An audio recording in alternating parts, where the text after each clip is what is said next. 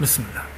Un derviche vit un jour en rêve une assemblée de maîtres, tous disciples du prophète Élie, alayhi salam. Il leur demanda: où puis-je acquérir des biens sans qu'il m'en coûte rien? Les maîtres l'emmenèrent alors dans la montagne et ils secouèrent les branches des arbres pour en faire tomber les fruits. Puis ils dirent: Dieu a voulu que notre sagesse rende ces fruits, qui étaient amers, propres à la consommation. Mange-en. Il s'agit bien là d'une acquisition sans contrepartie.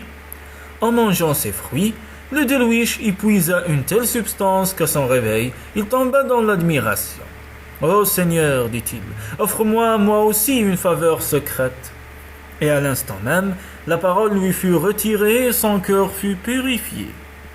Combien même il n'y aurait d'autres faveurs au paradis, pensa-t-il, celle-ci me suffit et je n'en veux point d'autre. Or, il lui restait 2 pièces d'or qu'il avait cousues sur son vêtement. Il se dit: je n'en ai plus besoin puisque, désormais, j'ai une nourriture spéciale. Et il donna ces 2 pièces à un pauvre bûcheron en pensant que cet aumône lui permettrait de subsister quelque temps.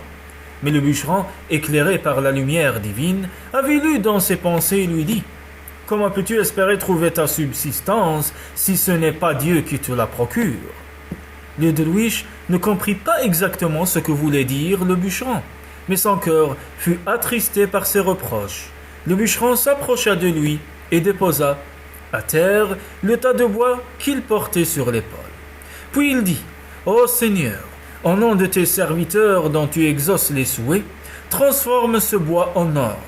Et à l'instant même, le derviche vit toutes les bûches briller comme le soleil. Il tomba à terre sans connaissance. Quand il revint à lui, le bûcheron dit: Ô Seigneur, au nom de ceux qui ternissent ta renommée, au nom de ceux qui peinent, transforme cet or en bois. Et l'or revint à l'état de bois. Le bûcheron remit le fagot sur son épaule et prit le chemin de la ville. Le derviche voulut courir derrière lui pour avoir l'explication de ce mystère, mais son état d'émerveillement ainsi que sa crainte devant la stature du bûcheron l'en dissuadèrent. Ne fais pas partie de ces sots qui font demi-tour une fois qu'ils ont acquis l'intimité avec le sultan.